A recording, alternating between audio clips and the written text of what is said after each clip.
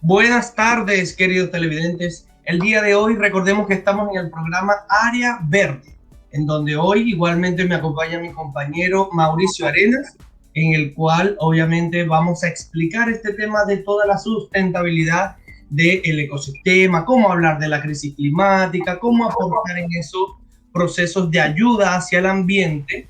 Y recuerden que pueden visualizarnos por todas las plataformas del Royal TV, por Facebook, por Instagram, por YouTube. ¿Ok? Búsquennos como Royal TV y vamos a aparecer. El día de hoy tenemos un quinto programa donde vamos a hablar específicamente del compostaje y el vermicompostaje. Recordemos que en programas anteriores vimos también cómo hacer un compost, de qué se trata, cómo era toda esta materia que estaba medio muerta y estaba en descomposición con esos gusanitos y bichitos que nos ayudaban a nutrir nuestras plantas. Y hoy Mauricio nos va a explicar un poco más con respecto a eso, ¿verdad, Mauricio? Así es, José David, muy buena tarde, y a toda la comunidad del Royal también, que nos están viendo hoy día. Sí. Vamos a seguir conversando un poco acerca de cómo poder realizar el compostaje o el vermicompostaje en nuestra propia casa, ¿ya?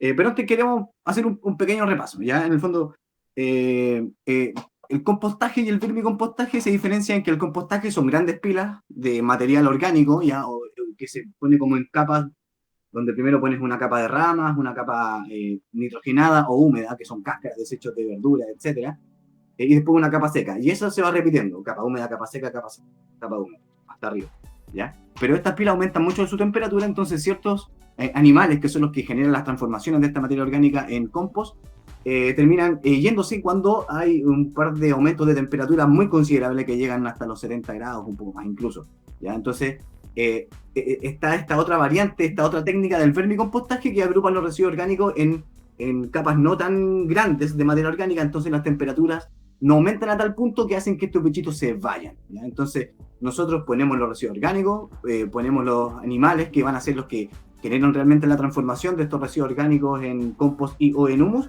pero nuestra labor es darle las condiciones ambientales a esta materia, a esta masa de residuos orgánicos, para que trabajen bien, ¿ya? Para que las lombrices y todos estos otros bichitos que vimos el otro día, que podemos nombrar al polémbolo, a unos ácaros, al chanchito de tierra, a las tijeretas, entre otros bichos, además de la lombriz roja californiana, que es como la más conocida, que es la de compostaje, ¿ya? Así que entregar las condiciones de porosidad, o sea, tenemos que estar descompactando para que el oxígeno penetre en esta masa. Recordamos que son fermentaciones aeróbicas, o sea, necesitan oxígeno. Si no lo estoy aireando, esto se empieza a sellar con el proceso o el bioproceso se empieza a sellar y los poros se tapan, se llenan de agua, por lo tanto empiezan a haber malos olores, ¿ya? Fermentaciones anaeróbicas, sin oxígeno. Entonces nosotros volvemos a airear y permitimos que entre el oxígeno. Además, todo esto, o gran parte de estos organismos, trabajan en función, sus carreteras o sus vías de conexión y de comunicación y de trabajo es la humedad. Entonces no tenemos que permitir que se nos seque. Otra condición que tenemos que dar, oxígeno y humedad. Con esas dos grandes condiciones bajo control, bueno, y la materia ideal, que vamos a conversar ahora, cuáles son las condiciones o qué componentes debería tener esta biomasa ya que la vamos a transformar. ¿Mm? Por Bien, ejemplo, entonces ahí nos explicaste un poco de qué era el vermicompostaje y qué es el compostaje, que ya igual lo tocamos en videos anteriores, pero sí, ¿qué necesitamos? Habíamos hablado que la materia orgánica que nosotros producíamos en casa la podíamos separar, ¿cierto? Era exacto. esa donde, por ejemplo, si hacíamos el almuerzo y hacíamos, qué sé yo, una sopa, todas las cáscaras de fruta, las cáscaras, bueno, si una sopa no es de fruta, las cáscaras de vegetales, las cáscaras de algún jugo que hagamos, los restos de comida vegetal que tengamos. Mauricio, mi pregunta que quedó en duda, ¿podemos usar restos de carne, por ejemplo, de cuero? Por lo general eso no se ocupa, ¿verdad? Pero la gente no lo sabe. Claro, por lo general, mira, va a depender del sistema. Generalmente en los sistemas de vermicompostaje o compostaje domiciliario no se usa porque no están herméticas, ya no son selladas herméticas con el ambiente, entonces igual entran bichitos, entonces hay ciertos animales que ponen, por ejemplo, sus huevos en carne, que son las moscas verdes, Común, claro. ya esta típica mosca verde que de hecho tiene que ver como con cadáveres también, entonces llega en esas condiciones, ya cuando hay carne. Entonces, en algunas composteras, por ejemplo, si uno va a lugares, me refiero a composteras como bien elaboradas. Industriales.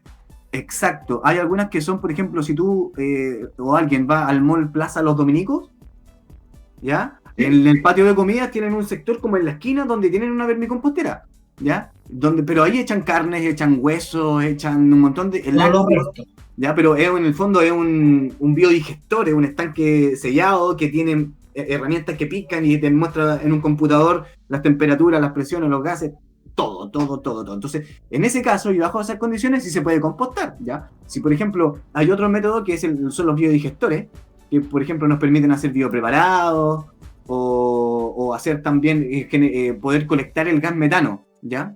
Por ejemplo, de un montón de materiales, ¿ya? Es otro proceso distinto al compostaje y al vermicompostaje, que se concentra como en enfocar en generar fermentados y gases, y capturar los gases de estas fermentaciones, ¿ya? Pero en el caso del vermicompostaje casero, yo preferiría y recomendamos generalmente en casa no usar carnes, ¿ya? Porque las carnes pueden llamar a animales como ratas, por ejemplo, que son vectores súper complejos de trabajar en comunidad, entonces mejor no trabajar con carne, a apreciación personal, ¿ya? O sea, no es la única verdad, recordemos que la agroecología vamos a encontrar millones de experiencias distintas con distintos componentes y con distintos resultados. Así que esta no es la verdad absoluta, pero es como nuestra experiencia, ¿ya? En nuestra experiencia como en vermicompostaje domiciliario en la ciudad. Entonces, en nuestras casas, ojalá no echarles carne, tampoco echarles hueso, ¿ya? Pero lo que sí podemos echarles es harina de hueso. Si alguien puede tener acceso, por ejemplo, a una carnicería, puede incorporar harina de hueso y es súper bueno porque el calcio es difícil de incorporar. Pero es mucho más común en las casas, por ejemplo, comer huevos. ¿Ya? Entonces, sí, la cáscara del huevo yo la puedo incorporar, pero no la albúmina, no la clara que queda en la cáscara. Esa tengo que lavarla, ¿ya? Porque si se queda pegada, después igual es como un foco para que lleguen ratas, por ejemplo. Es una proteína animal, claro. Exacto, no queremos ese tipo de proteína animal, pero sí queremos la cáscara que contiene calcio.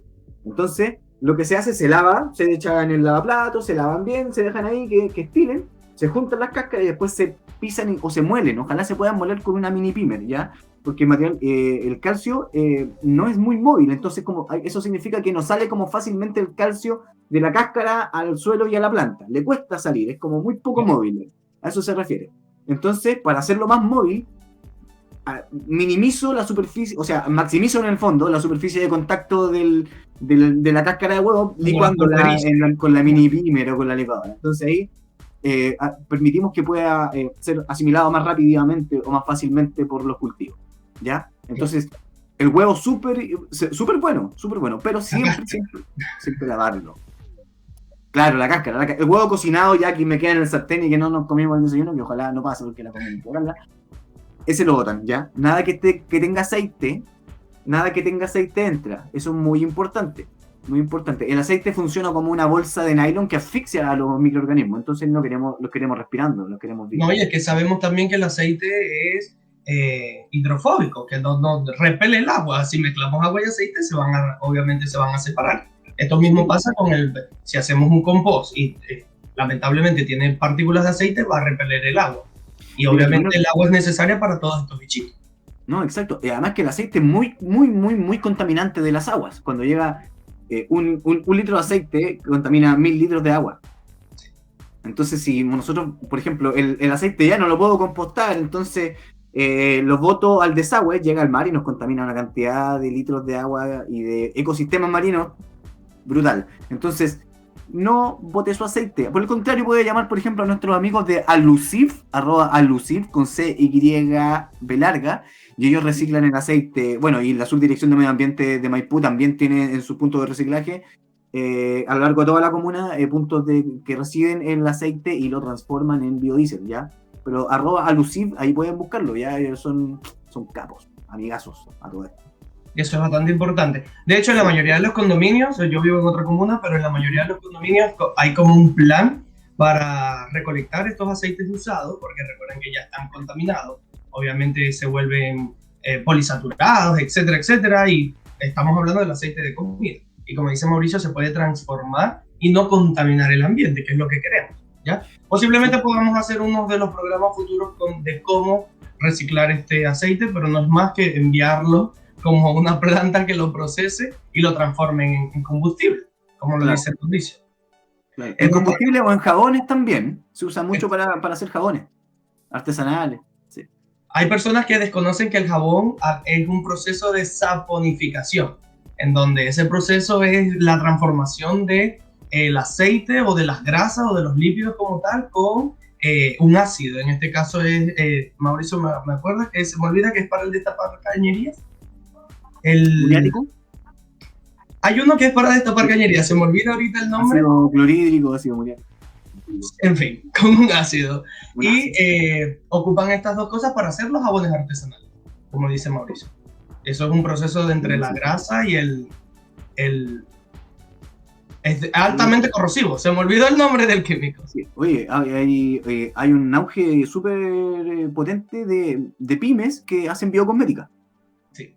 ¿Sí? Así que súper interesante ahí. Apple Ayun, Genac Biocosmética, en Maipú, solo Maipúcina.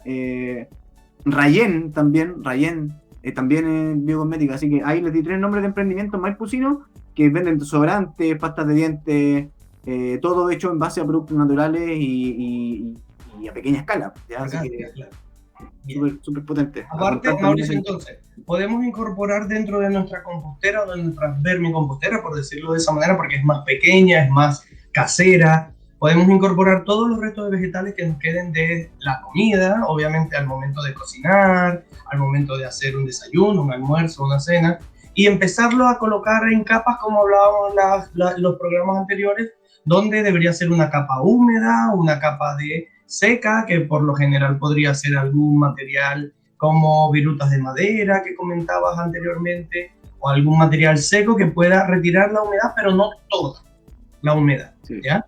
Que era lo que comentabas la semana antepasada.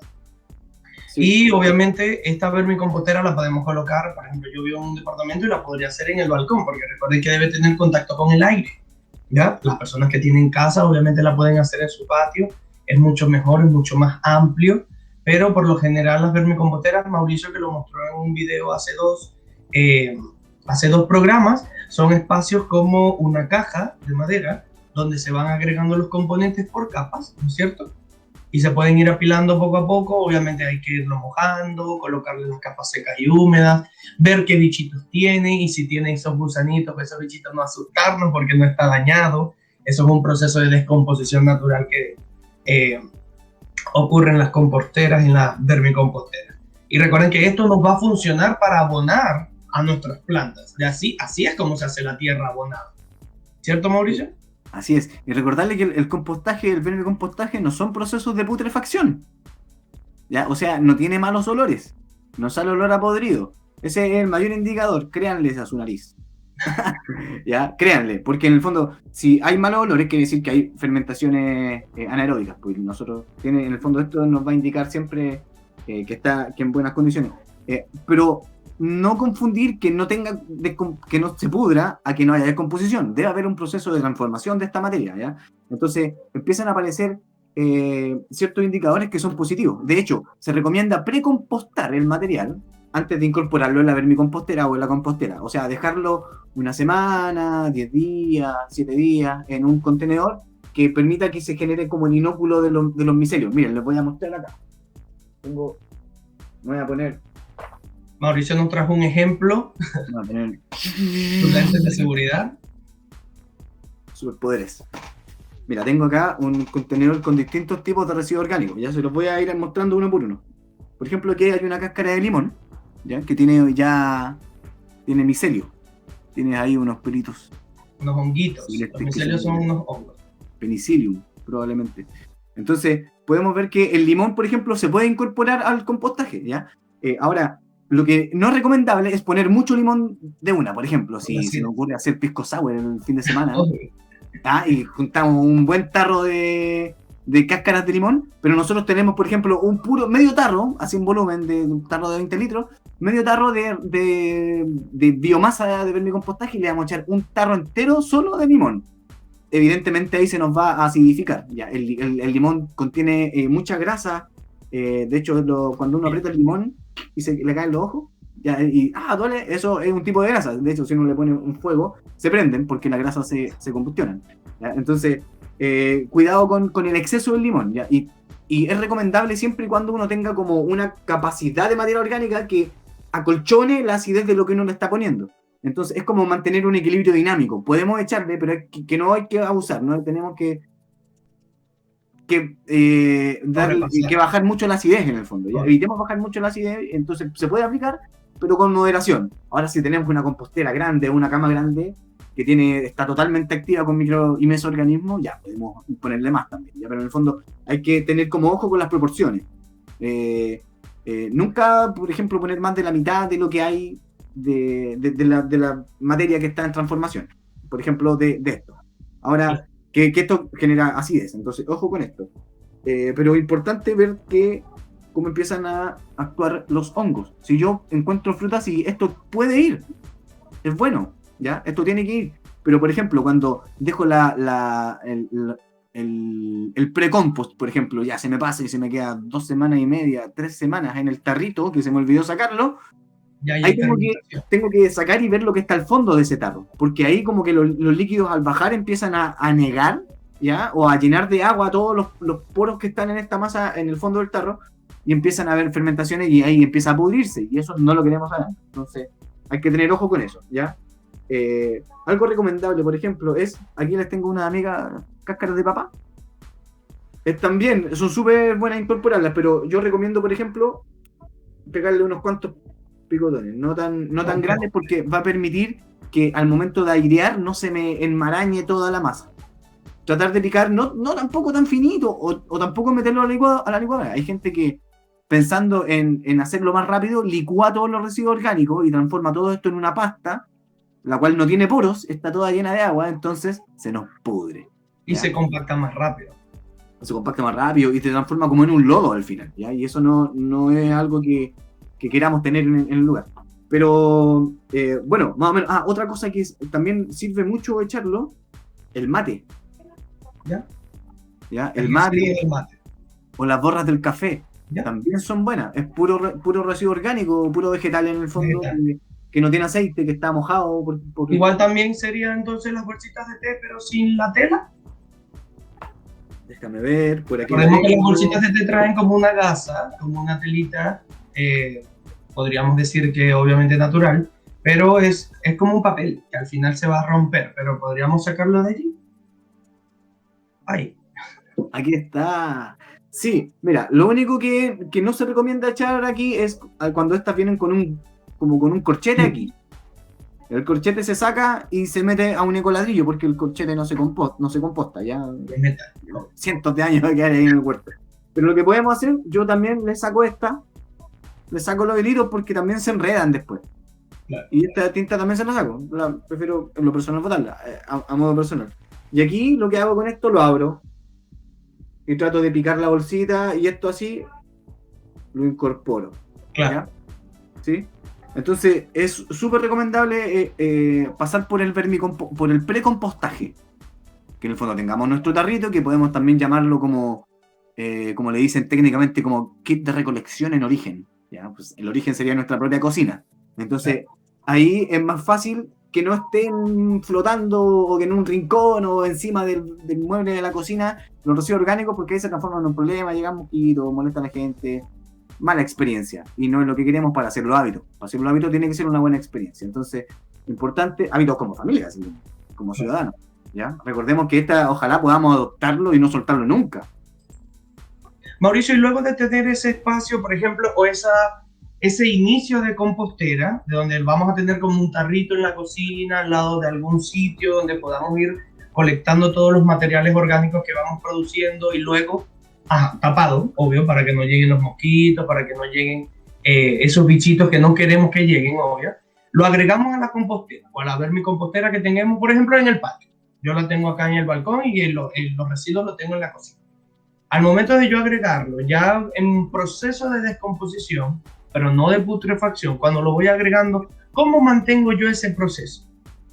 Ya, buenísimo. Todos los días, o todos los días que voy a dejar mi residuo orgánico, lo primero que tengo que hacer es ir a mi kit o a mi balde de contenedor en origen. voy, lo reviso, veo que no está negado el fondo, que no hay olores a podrido, veo que empiezan ya a haber micelios por aquí por allá. Eso es interesante porque lo pongo ya en el propio contenedor de origen, ya empiezan a actuar. Entonces eso es muy bueno que haya micelios de honguitos. Ya teniendo eso, voy a mi vermicompostera, la destapo, voy a encontrarme, eventualmente si la tengo trabajada previamente, voy a encontrarme con un montón de una biomasa orgánica cubierto por una capa seca, ¿ya? Porque recordamos que al ponerle esa capa seca arriba, evitamos que lleguen los mosquitos a poner huevos y que se transforme esto en una nube de mosquitos. ¿Ya? Entonces le ponemos esa capa de residuo orgánico, o sea, está esa capa de residuo orgánico seco. Si todavía está seco, lo puedo abrir un poco al centro, o en el rincón donde deseo mover las lombrices, ¿ya? Porque recordemos que si yo pongo la comida, las lombrices ya saben haber comido parte importante de los residuos orgánicos que ya se incorporaron la vez anterior, entonces van a ir a buscar comida nueva.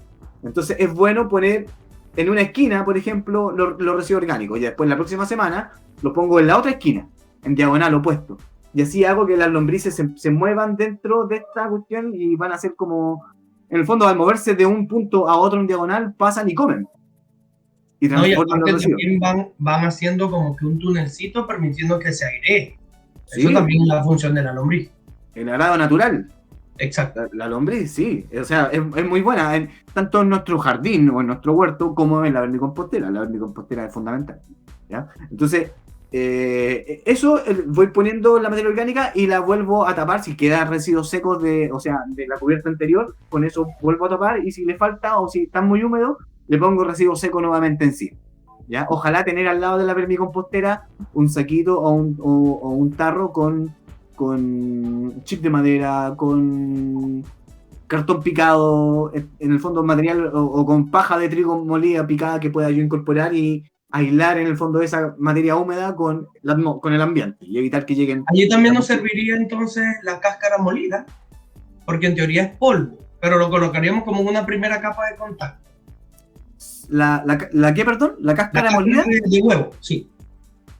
Sí, puede ser. Es que lo que nos interesa es que en el fondo esté adentro de la masa donde están todos los microorganismos, porque, claro, que pase más por ahí. Pero sí, incorporarle unos puñados también de cáscara de huevo. De polvo de cáscara de huevo, o de cáscara de huevo molida lo más fino que se pueda.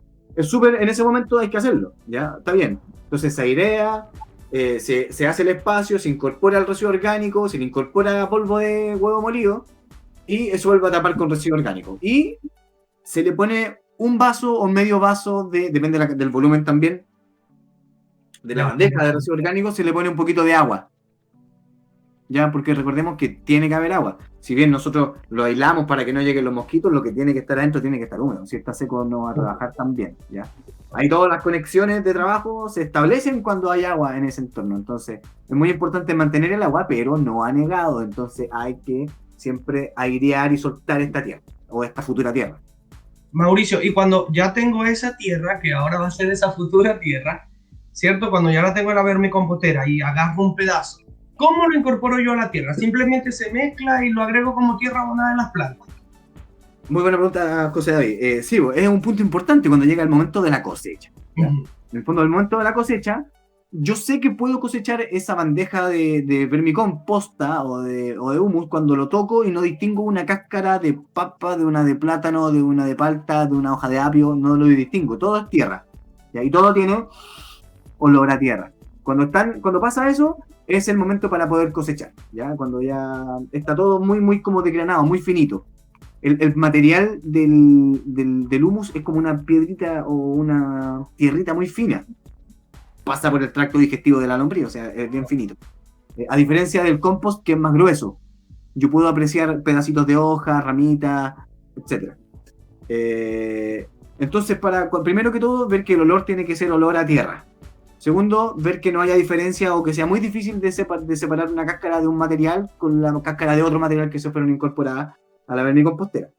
De ahí viene la etapa de la cosecha propiamente tal. Entonces, en un arnero, ojalá un arnero fino, yo saco el material de ahí y lo pongo en el arnero suavemente, porque tiene lombrices, y las lombrices son seres muy frágiles. Sí. Hay un mito que con el tema de la lombriz, que si yo la corto se divide y se transforma en dos lombrices. O sea, queda viva las dos mitades de la lombriz, pero las lombrices se van a morir, ¿ya? O sea, a lo mejor la parte que está cercana, la mitad que tiene boca, podría sobrevivir porque podría llegar a sellar el cuerpo, la parte de la cola en el fondo. Como si podría vivir, claro, pero o sea, totalmente mutilada, sufriendo. Si pudiéramos medir su índice de dolor y de sufrimiento no lo haríamos, ¿ya? Mejor no partir las lombrices. Mejor no partir las lombrices, ¿ya? Porque es que, claro, hay como una cuestión común, como un mito urbano de que si yo parto la lombriz voy a tener después 2 lombrices. Y si bien quedan moviéndose... obvio que va a quedar moviéndose, pero va a morir. Obvio. Ese mito se ha creado obviamente porque son animales invertebrados. Y la mayoría de los animales invertebrados se pueden reproducir por bipartición. O sea, que como las estrellas de mar, por ejemplo. Que si yo le corto un pedacito de parte a la estrella de mar, ellas van a hacer otra, sí. Pero en las estrellas de mar funciona. Claro. En los anélidos, que son esos gusanitos, no va a funcionar. Son superpoderes muy específicos esos de la regeneración que tiene, no sé, pues las estrellas de mar y, no sé, Piccolo. Piccolo es Maku de Dragon Ball Z. Tiene también ese superpoder. O Cell. Pero no es muy común tampoco en la lombrices. Ya hay como un mito detrás de eso. Entonces, qué entretenido como hablar de estos temas como del mito de la lombriz, ¿ya? Porque no es algo que se toca muy común. Pero claro, son súper aliadas en este proceso de transformación de los residuos orgánicos de nuestra casa y, insisto, nuestra labor es entregarles las condiciones para que trabajen de la mejor manera. Obvio. Entonces las tomamos la arena, la tamizamos, la pasamos por este colador, pero con cuidadito, y lo que nos queda... Un arenero es como una malla. Sí. Una malla chiquitita, entonces, como la colamos.